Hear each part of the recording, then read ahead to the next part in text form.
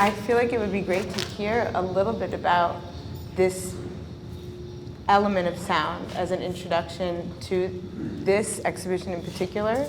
I mean, it's also something that has such a transformative presence in the experience of the artwork, and is also the first time that you have made a sound piece, is that right? Well, I didn't make the sound piece. A really dear friend, Amari, who goes by the stage name Chef Lee, contributed the soundtrack or the soundscape. I think I knew kind of early on in thinking about the exhibition that I wanted sound to be a part of the viewing experience, just to like affect your body or influence your body as you're making your way through the space. I think there's something about the kind of like pace of the sound that could encourage a slower viewing process, and something that puts you back into your body. I think so much of making sculpture is super bodily, and sometimes when you're looking solely with your eyes, where so much of your body is in the sculpture. So I definitely wanted that to be a part of the viewing experience for people participating and showing up to come see the exhibition.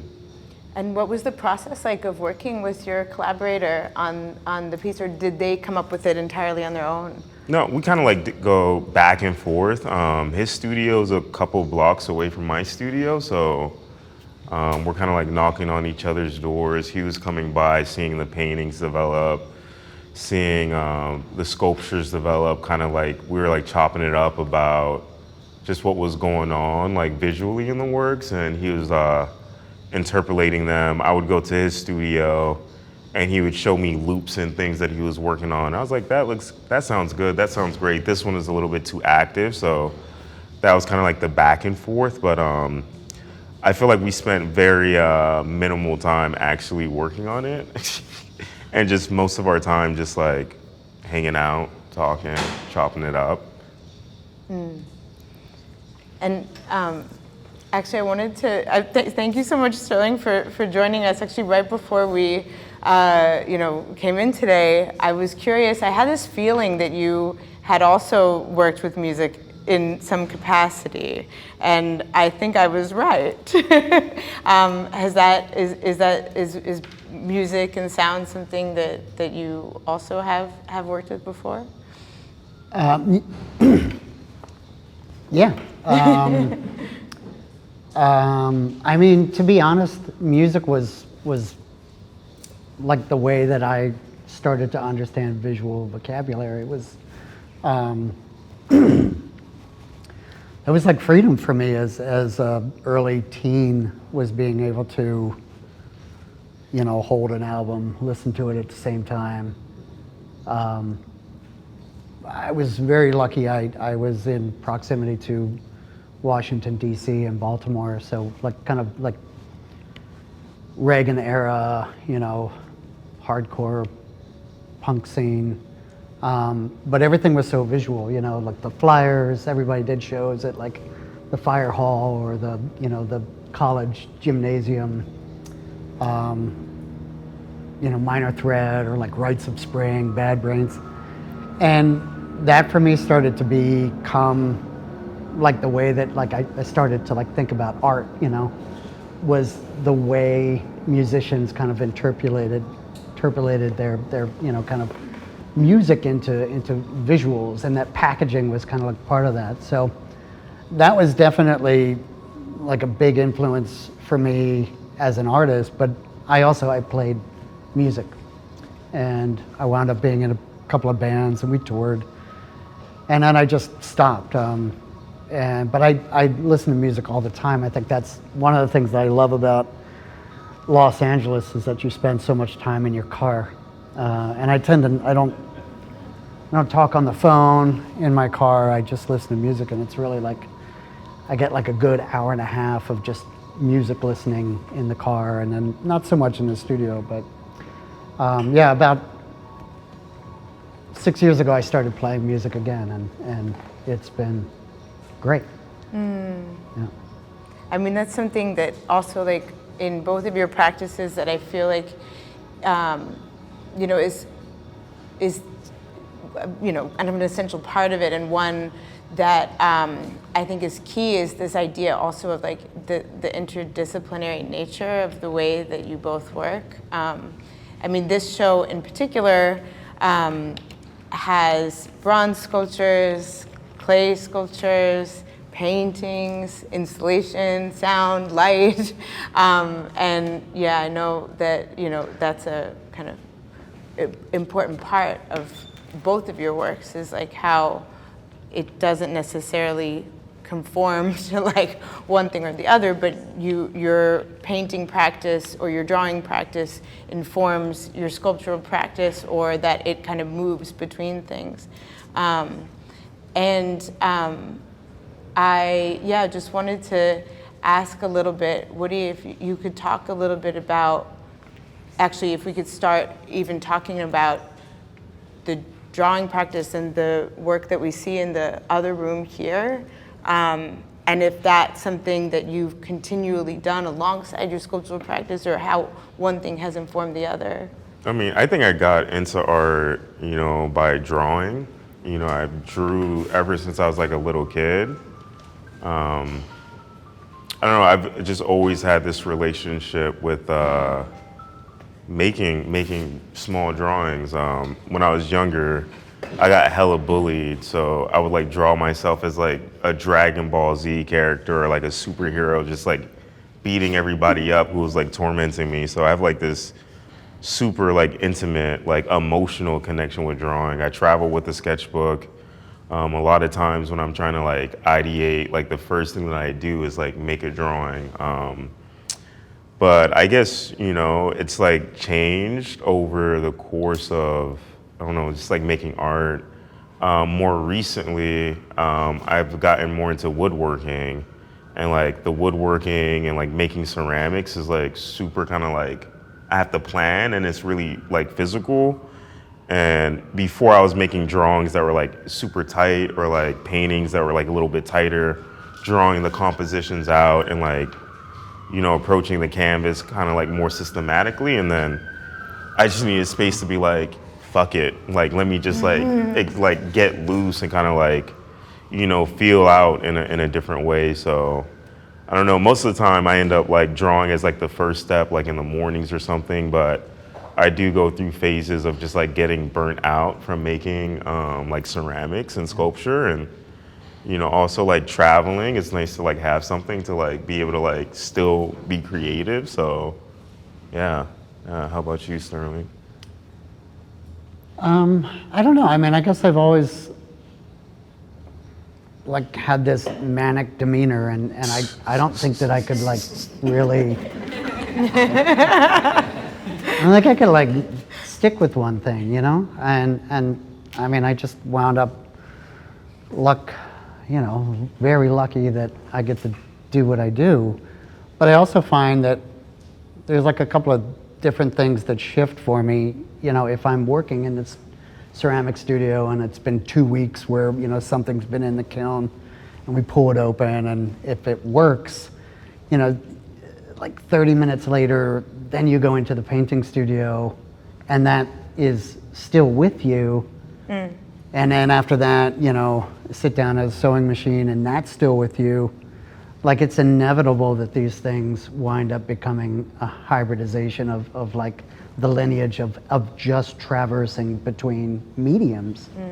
And then the other thing that I really like about like just thinking about bronze or about ceramics is that like there's a point that everybody understands something that exists as like a utilitarian object, whether or not you're eating off of dishes that are, you know, when I was a kid, redware dishes, or my mother was from the Netherlands, so she wound up bringing a lot of West German pottery with her. Bronze is like a civic medium, you know, so there's all of these things that people understand in real life in terms of material that artists get to like distort, like it's like a ripping of reality to a certain degree, and I kind of love that. Like, I don't think that there's anything else out there, maybe writing, maybe, you know, directing, that that you can do that with, you know? My music probably too. Yeah. Music is, I'm like envious of like my artist friends who are also artists and play music. So I'm very jealous of you, Sterling. What instrument do you play? What instruments do you play? I mean, I've played a lot of different instruments, but I'm a drummer. Oh, sweet. Yeah, that makes at sense. My, That actually makes a lot of sense. I don't know, drummers don't always get not always the best recognition, but yeah, I love breaking with time, you know. The drum is like the metronome, the heartbeat. That's like the pulse. That's like. No, you take it out of syncopation and then you're like really messing with things. Exactly. A drummer could like really seriously derail everybody if you're not keeping time. I was telling Margot I really hadn't played in such a long time, and we started this project that wound up taking 4 years.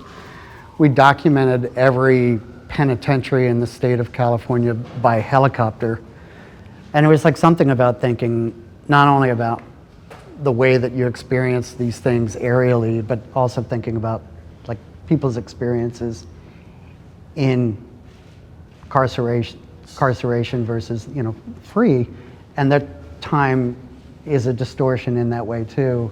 And that like brought me back to like wanting to play drums again, and that was like, I got a new drum kit and started kind of at the same time that we started that project, and it's been really freeing. It's like completely great we have a little room in the studio, and you know, sometimes at 2 o'clock I'll just go drum for a bit. Not everybody loves it, but the kitchen's right next to the the room with the drum kit. So yeah. I actually love that we're still, you know, kind of started this conversation talking about drawing, talking about music, and of course, like one of the things that I think first came to mind when I was thinking about you two coming together was to talk about clay. Oh yeah.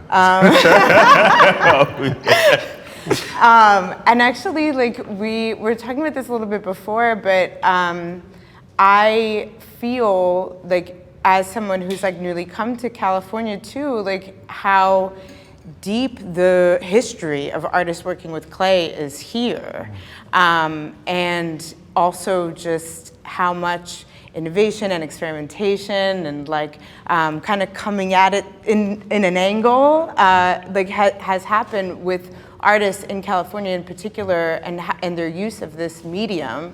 And I actually wanted to just ask you both, like starting with Woody, like when did you start to work with clay? Like how did you first begin? I feel like this question comes up a lot, and I have like an actual like answer. I'm You got sure. it ready. Yeah, one day. I took a elective like on a whim in undergrad.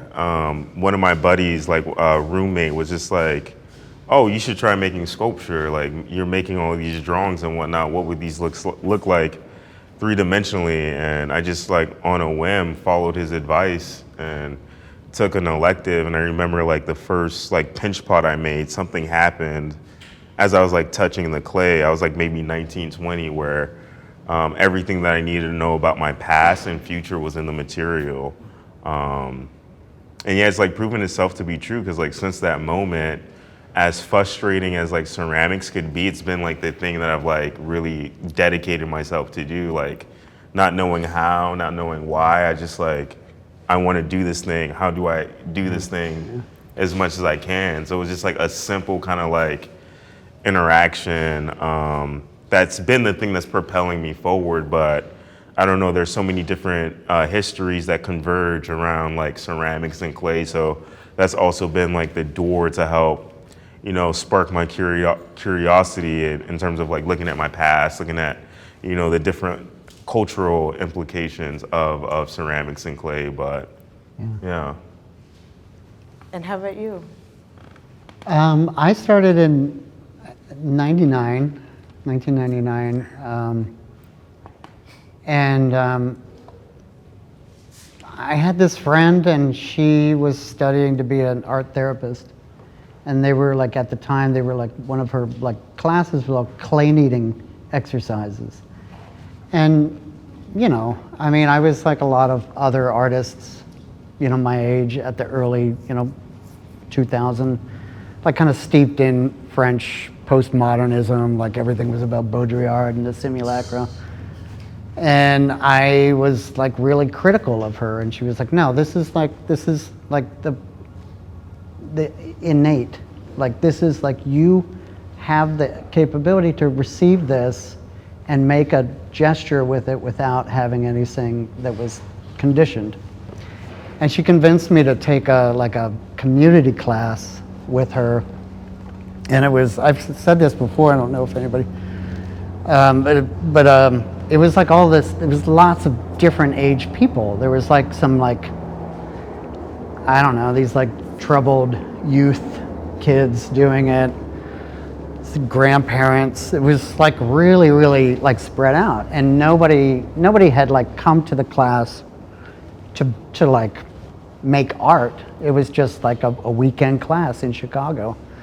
And the first month of the class, like the teacher didn't really explain how to make anything. Like we didn't slab roll, we didn't score, we didn't do anything. She was just kind of like talking a little bit about firing, cone temperatures, glazes, but she didn't really teach us how to make anything. And it was crazy. Like my friend was like, after a couple of weeks, she was like, look around, like everybody's work is exactly the same. It's just like super anthropomorphic, really wrought. It's like, it is that. Like they have no pretense to this. And that's the beauty of the material. And then the second month, the teacher taught us how to like do things, and it became technical. And at that point, like everybody's work squares and, very, very different.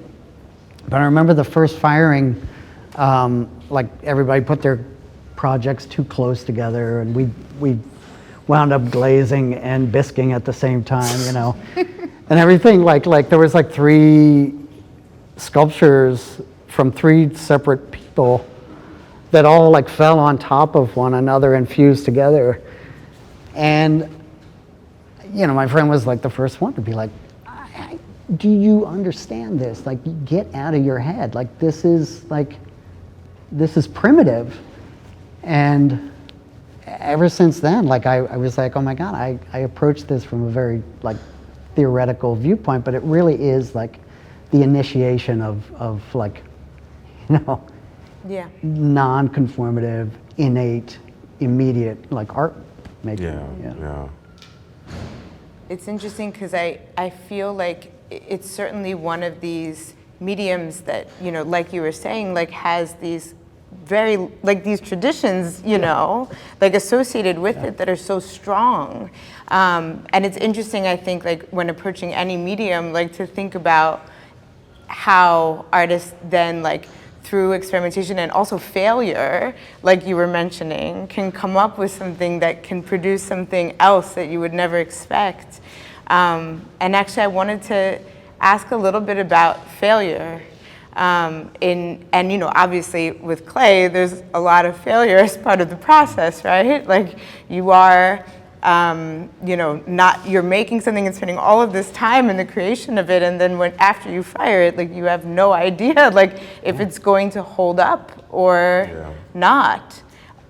Woody, for you, has it been part of your like process of knowing like how things will work? If they fail, do they become part of another work? Or I think you have to like just take failure into like the whole accord. I don't know, like clay has this weird thing of like telling me what's going on, and then I have a weird thing of trying to enforce what I'm trying to do, even though it's like communicating back to me. Like, don't do this. Yeah, exactly, and that's when like failure starts to happen. But I don't know, it's just like a part of it, and like I think clay is like, kind of like just taught me a lot about like living life. It's taught me about like having no expectation. Having no expectation is like having expectation. It's just like, I don't know if something's gonna work out. I kind of like approach things for the sake of like approaching it just to see what happens. you know, sometimes like the mistakes become, you know, a part of the work or ingrained in the work. It's like this kind of like evidence. It feels superhuman too. But I could tell you, like, working with clay has definitely like taught me to zen out a little bit, because it's just like you just have to be chill when you open up the kiln. Like, I try not to get too excited or like too kind of like defeated. It's just like it kind of is what it is. Yeah, I mean, I think I often think of ceramics as like one of the last bastions of like chance that you, and maybe to like people who do ceramics and are very technical about it, that's not true. But for me, I would say, you know, very early on, like I understood that 1 out of every 3 ceramics were going to blow up in the bisque firing process. Now, granted, I wasn't a ceramicist, so I wasn't, you know, I was trying to make things too thick, too big, too wide. I wasn't firing it at the right temperature or the right times. But even now, you know, when I'm working on something large, I fire at 2-week intervals. So we take a week to ramp up to cone Whoa, temperature. that's nuts. And then that's crazy. And then we take a week to bring it down, because like I've learned over the years that like the contraction and the expansion of that, like if you take your time, it blows up less. It still blows up, but you know, it still blows up, it blows up less. But think about those, like I sometimes now it's like 2 weeks of waiting, and then, you know, you open up the kiln and it's a disaster, or, you know, or even during I started to incorporate all of the things that had blown up into these, like archaeology, like these basins. So the vessel was new, but everything inside the vessel was like a work that hadn't survived or had failed. And I kind of thought of this as this like ritualistic, like autobiographical archaeology, you know? But because everything has to be reglazed, refired, reglazed, like sometimes pieces will be in the kiln for like a month and a half, you know? Wow. And it's the worst when at the end of a month and a half, you pushed it too far. And it was just, you know, like goes gray, or it goes, you know, milky, or it just doesn't have the kind of thing that you thought it was going to have. But when it does work out, then it's like, it's alchemy. It's like magic, you know? Yeah. I think that's kind of like the beauty of it too. You know, it's just like having this expectation, then it goes somewhere else, and then you have to like either pivot or like trash it. You know, we end up glazing things like over and over and over and over again, and it just really becomes like throwing dice in the air at that point. Like, I don't know, I think something's gonna end up like kind of like bluish, then it turns brown. I'm like, oh, that's kind of ugly. Then it lives in the studio, and I'm like, oh no, you know, that's actually kind of cool. So it changes over time, but yeah, yo, a month and a half, I would not be able to hang with that. Like, that's just something else, yo. That anticipation, like, is crazy. You miss a lot of deadlines too. I promise you, it's a ceramic show, and then you're like, oh yeah, no, sorry, it's a drawing show. But it's also, I think that like the chemistry of it is also like in terms of glaze, like the chemistry changes so frequently. You know, you used to buy lead, and that would make a beautiful red or a yellow, and then that got, you know, you can't do that anymore. And then it was like, you know, magnesium, and you know, there are all of these different like dry compounds that you used to be able to make glazes out of, and that changes every couple of years because of safety standards. So, you know, that's also part of it, like the trying to keep up with the chemistry and to continue to make the glazes that you may have made 5 years ago but aren't able to do now, you know? You were even just like sourcing like the actual like clay bodies too, like, because things like are always changing, you know, they're not able to mine for stuff, or it's just like, you know, it is like a natural resource, so there's not an infinite supply of it. So it's just like you do have to adapt. So that's super true. Super true. I wanted to ask, actually, to go back a little bit to what I was saying about this place and working with clay. Like, I know, Woody, for you, like were there like certain artists or like things happening in California, in the Bay Area, Yeah. that also, I know you're not originally from California, but have been there for a long time, and I know that, yeah, there's certain artists that I feel like, that I'm still learning so much about, that I feel like also aren't as well known, you know, outside. Artists like Robert Arneson, Yeah. or Volkas, or Yeah, Viola Fry. Viola Fry. You know, in undergrad, I was like getting really deep into ceramics, and there's like a ceramics conference in Sika that travels, and then they have like a student juried exhibition.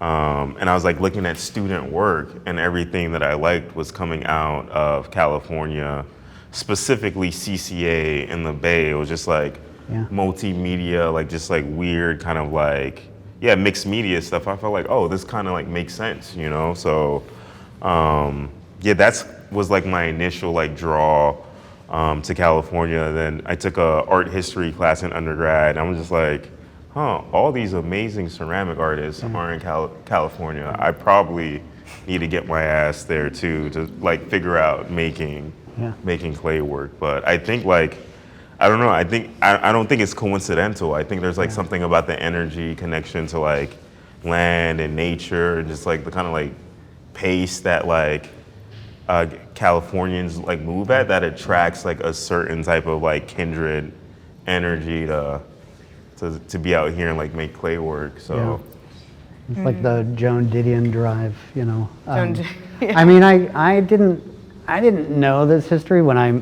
moved here. I was very much, I thought that art in LA was just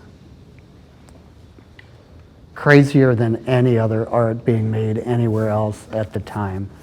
And you know, this would be like Nancy Rubens and Chris Burden, and so I was also scared of cities, so I didn't like, I didn't grow up in a city. You know, I moved to Chicago, but it was for a shorter period of time, but I couldn't go to New York. And really all of the art just seemed so psychological here. And I immediately got like, I was accustomed to LA. It was like, oh my God, this is where I'm supposed to be, you know? And I think that's like, when I did, like, I was making ceramics, and my wife Melanie was teaching in Pomona, and I had gone and saw the museum there, the Pomona, like the ceramic museum, which is in this, if you've never been there, it's one of the most amazing collections of California clay, the entire movement, you know, starting from Gertrude and Arthur Knotzler to, you know, Volkas to Ken Price, you know, it's just very, very like indexical, but it's in this old bank. It's like a Bank of America bank. It has the vault there and everything, and they have these old pedestals, and it's so kind of amazing to see it that way. It's not pretentious, and it's really, you know, and I really at that point started to make it a mandate for myself to learn about the history, and it really is like, you know, if you think about Gertrude and Arthur Knotzler, these two this couple that fled, you know, Nazi-occupied Austria to come to California, that Peter Volkas essentially, you know, changed the vision of ceramics from being a utilitarian object to an actual object, a sculptural object. Like, so much has happened here that I think it's kind of inevitable. The politic of it, the state, you know, everything about it kind of lends itself to this kind of grassroots identity of like clay and earth, you know? Also, just like how nature is just such an essential part of what it means to live here, and like, and the physical connection, I think, to that. Like, I mean, one of the things that actually strikes me about both of your practices is what, you know, even what you were saying about sound at the beginning, about like how it's such a bodily experience, and clay and sculpture and making sculpture is such a bodily experience in terms of the relationship that you have to the clay. And actually, like, I was curious a little bit also about how that idea of like that physicality in your own practice, almost like it feels like there's like a performative aspect to it too. Like even like, you know, these in this room, like these are bronze sculptures that are here. And when you get close and like look at the textures of them, you can see like, you know, like the way that the clay is textured like in this kind of dappled way, or like the fingerprints in some instances, you know? And so I wanted to ask a little bit about that idea of like the physical process of making it, and how that also perhaps relates to the experience of a viewer in this gallery, in this space. No, I think clay is just like superhuman. You were touching upon it. You know, it's just like you give somebody like a chunk of clay, they're gonna start to like, you know, transfer something, you know, and you know, the parts that you were talking about where it's just like, it's less like here and just like more like here. Yeah. I mean, I don't know, it's just like really intuitive, really kind of just, I don't know, it just makes sense. It's like a part of like all of human consciousness, or in a type of way, in the sense like, we all know what it's like to populate the earth, the substances from the earth. So it's like, already has some type of like telecommunicative like intelligence there. So I mean, I don't know, it's just like it's so tactile, it's just like hard, especially with like sculpture. Maybe the wheel, like throwing on the wheel, like, you know, is more precise, but then it still has like this utilitarian thing where you're relating to it with your body as well. So I don't know, it's just like, I don't know. Yeah, I forgot what that thought was. I mean, it's definitely, it's still like a physical act in order to make it, whether or not you're making something like this size or, you know, this size. It's still, you know, I mean, I guess you could have ceramics fabricated. People do it all the time. Or like molds. Yeah, like molds, you know, but I definitely feel like, you know, like working up from a block of clay is like still like kind of labor. But it's also, there's a ritual about it, you know, because you have to go through all of these different steps. You know, you make something, it's you know, it's wet, it's, you know, you vent it, you cover it in plastic, you try not to let too much air, you know, I mean, there's all of these different steps in order to get it then into the kiln. It's like responsive to the environment in a way, because like if there's too much moisture in there, then like you're not going to be able to build as fast. Yeah. If it's too dry out, then you got to like hustle up. So it's just like, it is a really responsive like material. So it might be like, I don't know, like alive in a different sense, where it's just like you can't just do whatever. It's just like you're taking into account like the entirety of an environment, you know, while making stuff. So, and then there's the ritual of like loading the kiln, which I still find like I really like loading the kiln, you know, or the kiln shelves, and don't put things too close together. Is the kiln going to have enough oxygen to kind of like heat and cure everything at the same time? Is the rate going to happen? I still, I mean, there's so many different steps that it is, like the material in and of itself is still like a ritualistic material. I mean, one of the things that strikes me so much about the experience also of like seeing this show in particular, but also like so many of like your shows that I've seen, is like how the experience of a viewer like in the space is also a physical experience. Like, I mean, the room that we have with the paintings in it, you have to like watch where you're going because of these like mounds of sand that you're also like needing to go through. Was that something that like was, you know, I think you mentioned also just like this idea of slowing down. Yeah. I mean, I think it just comes from working in clay too, because like, again, you can't like force a thing to happen with ceramics. Yeah, it's just like using your body and using your body so much in making sculpture. It kind of like just makes sense to kind of like do some things to kind of like bring that back in the like kind of like viewing experience. Yeah. But even this next room, sorry, we can't see it right now, but it has this really big platform. And so there's also this way that you're kind of going around it, but can't go through it that seems very purposeful. I don't know, like ceramics, like too, there's like a thing when you look at it, because like you kind of like realize or have this association with how kind of like fragile the material is.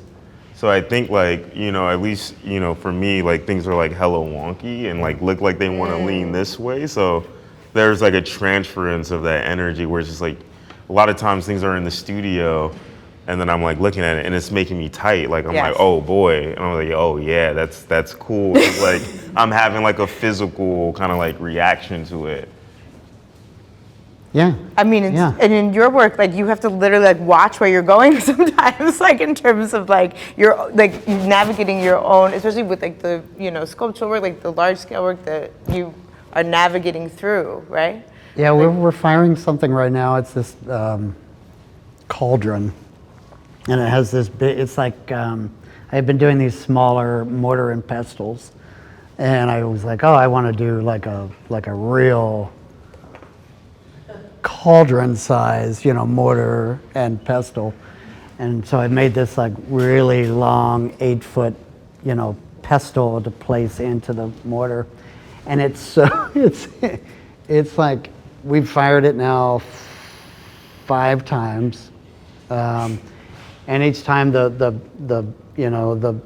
pestle is like slumping a little bit further. And so we have to keep like, placing these like kiln bricks to prop it up, but you never know when that thing's just gonna snap off and go. Because a lot of times, similarly, I'll put something in the kiln, I'm just like, yeah, this is perfectly symmetrical and straight, and then it comes out and it's like, oh yeah, that like heat does something, Yeah, there's a term in ceramics, just like the slump. Yeah. And I find that quite like after every firing, you're like, whoa, that's going that way, We gotta buttress it up, and the kiln bricks and the shelves are all like very geometric, so it looks like architecture that's like holding up something that's anthropomorphic, Is it your own kiln? I'm sorry, but he keeps saying you fired it 5 times. Is it your own? Did you build a kiln? Yeah, You must have. we right? did, yeah. Gas on a gamma or? No, it's all, we're in Vernon, which is a highly industrialized zone right outside of downtown LA. And the great thing about Vernon is that they own their own electric company. And so you get to put in as much power as you want. And my old studio, I had 1 kiln, and it's like, the success rate was not great. And then the fact that things took so long, I was like making 1 ceramic of scale like every 6 months, it just wasn't. So when we moved into this studio, I have like a number of kilns. So we just fire all the time, and hopefully percentages. No, not at all. And we'll open it up to questions in just a moment, actually. It's a good timing. But before we do, actually, Woody, there was something that I wanted to ask you about in the next room here. Actually, like a couple things. One was like, in terms of like knowing what pedestal to put with what sculpture, or like how that process, like, feels. Like I know when you mentioned like you fire something and then it kind of slumps, like do you have to factor that in terms of like what fits where? Yeah, it kind of like changes through, because glaze will change it. I'll have something on one base and like it's glazed, and then something else comes out, and I'm like, oh, the synergy of those two makes more sense. So it's really like a puzzle piece of just like matching things around. Like I feel like if things are in the studio long enough, there'll be like a forever kind of like revolving door of like just placing things around. And I kind of make like the bases without like the tops in mind. Sometimes they're like together, but it's just like sometimes I just want to see what a form looks like, and then I make the form, and I'm like, oh, I know what needs to go on that, and I start making 3 things to go on one thing to sit, to figure out which one fits best. But I know like putting together a checklist for me becomes a little problematic because like things will always change like down to like the last minute. I'm like, oh, actually this one fits this one. So it's like a weird orchestrated dance of some sorts. But I don't know, like I feel like a lot of my making, a lot of the ways I approach making art in general, like I'm not trying to like think so much up here, but just like feel what kind of makes sense, you know? So it's, I don't know, it's just like one of those things. It is a very intuitive like process, and you know, it's just like you kind of need silence to be able to listen, to kind of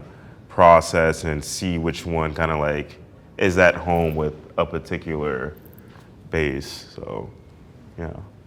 I was also thinking, Woody, you talked about like the glazes, like continuing firing glazes, and you know, I noticed in there was some like metallics. I don't know if they're lusters or you know, some of the kind of cerulean blues. I know for me that it's like a little bit about like temperatures, you know, like cone fires. Yeah, and I yeah. was just kind of curious if maybe like that room in particular, to me, there's so many variations. There's like these really earthy beiges, there's this chrome.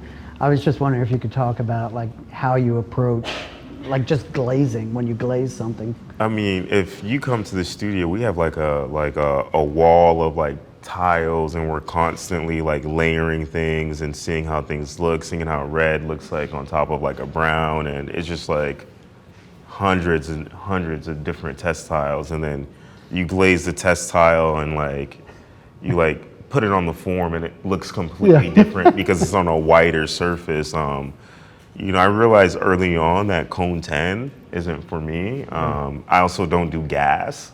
I do it all electric. Cone 5, you have a lot more control than like the atmospheric firing. I'm actually trying to get access to like some atmospheric firing because I kind of want to throw things into the kind of like unpredictability of like a salt fire or a wood fire. Yeah, what are your kilns like? Are you firing gas? No, we're not allowed to have gas where I That's am. California. Well, it's also Vernon owns the electric company. They don't want any gas.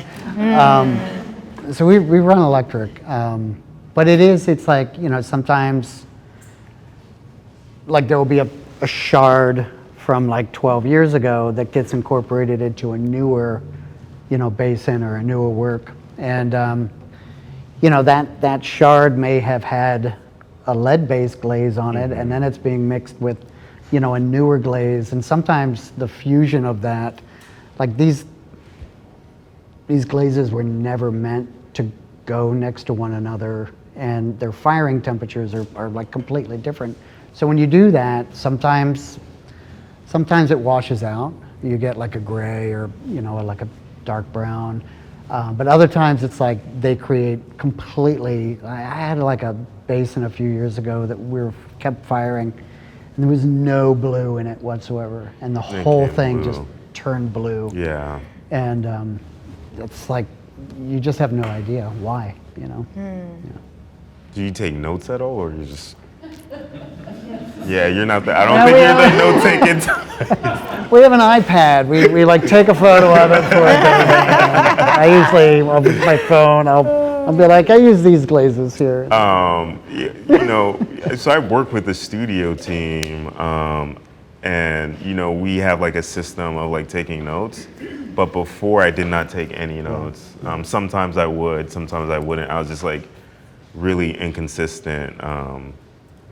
But now, I even if you take notes, it kind of don't matter. Yeah.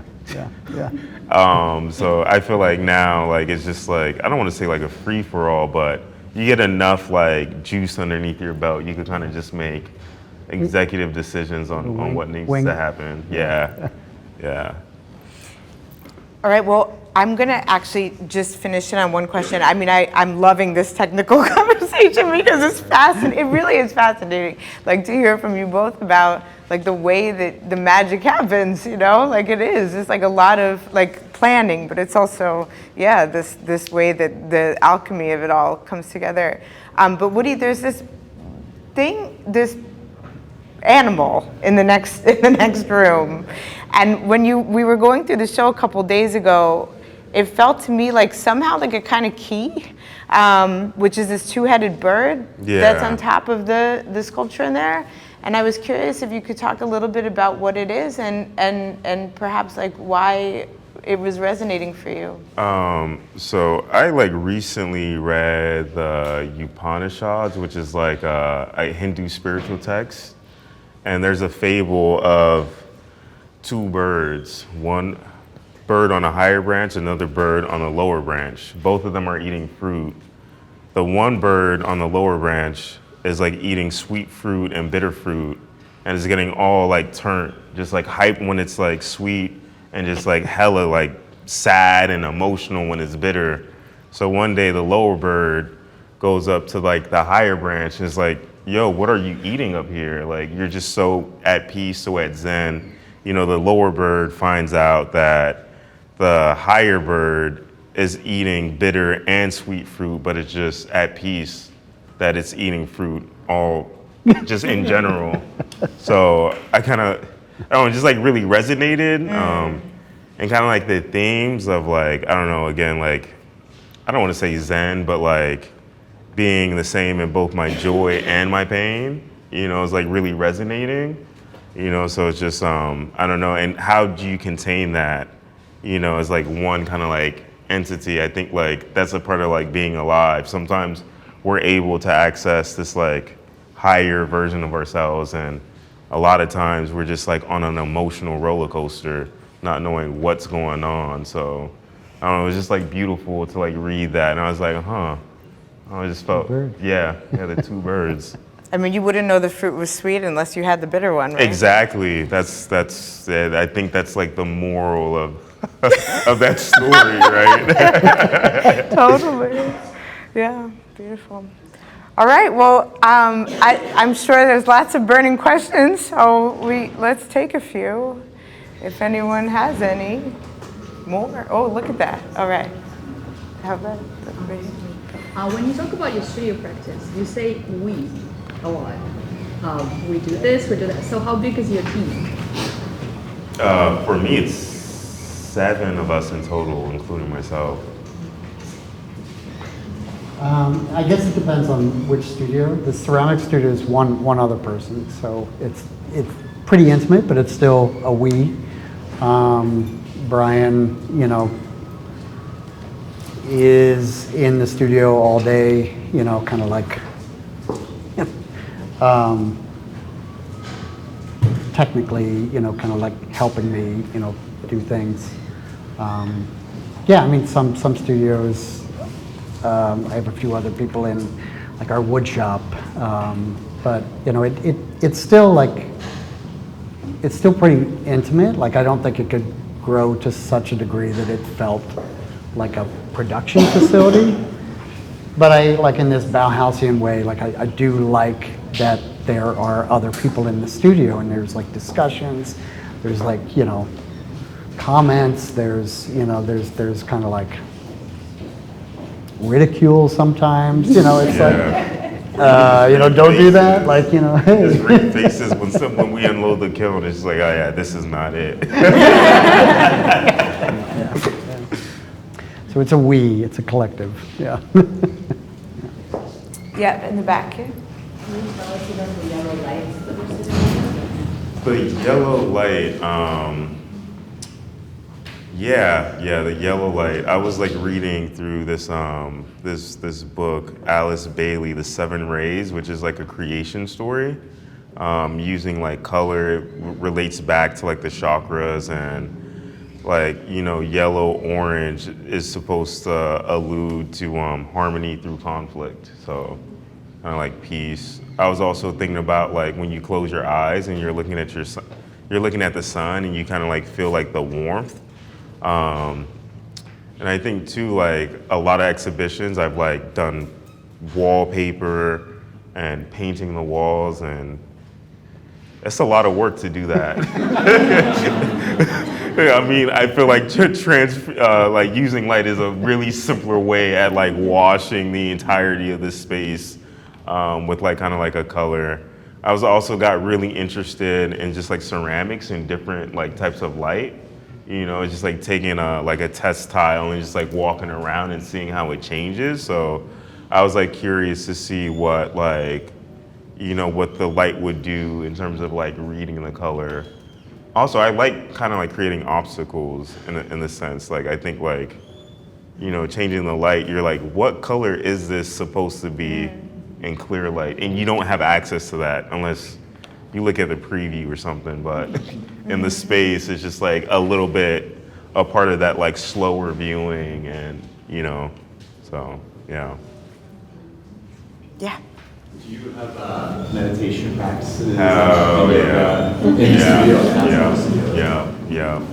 I meditate as much as I can. I wake up and that's like the first thing that I do on most days. I'll meditate like on a car ride. No, it's like really important to me just like to kind of like be in silence and just like vibe out. Do you do yoga as well? I don't do no yoga. I'm not flexible. I am kind of a gym bro though. Okay. Yeah. That's meditation too. It is. And hiking too. Yeah, hiking. Used to be a crazy runner, which I realized that was also like meditation, but you know, just sitting down in a chair and closing my eyes is much more effective on my knees than running miles at a time.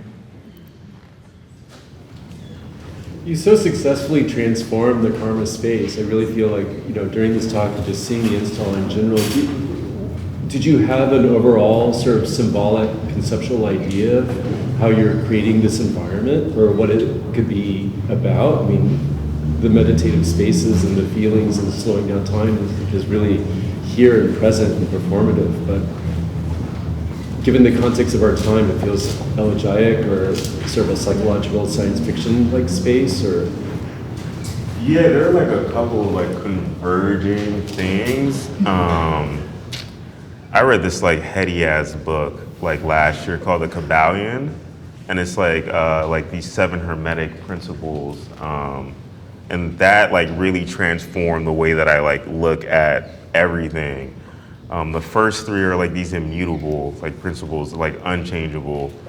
First is like the universe is mental. Second is correspondence, as above, so below, as within, so without. And the third one is like everything vibrates. So I was like thinking about vibration, hence the title, Tuning the Dial, all of these like horn figures listening. And I was just like thinking about the degrees that we kind of like tune ourselves to like interact with the world. So it's almost like taking like these glasses off and putting like rose tinted glasses on to have a different like perspective of like viewing and seeing. You know, I was like really kind of like thinking about how do the sculptures kind of like evoke a sense of sound without like evoking a sense of sound. When we were like looking at things in the studio, it was like kind of like gnarly because it's just like with all the kind of like orifices and openings and whatnot, it felt like the sculptures were like communicating.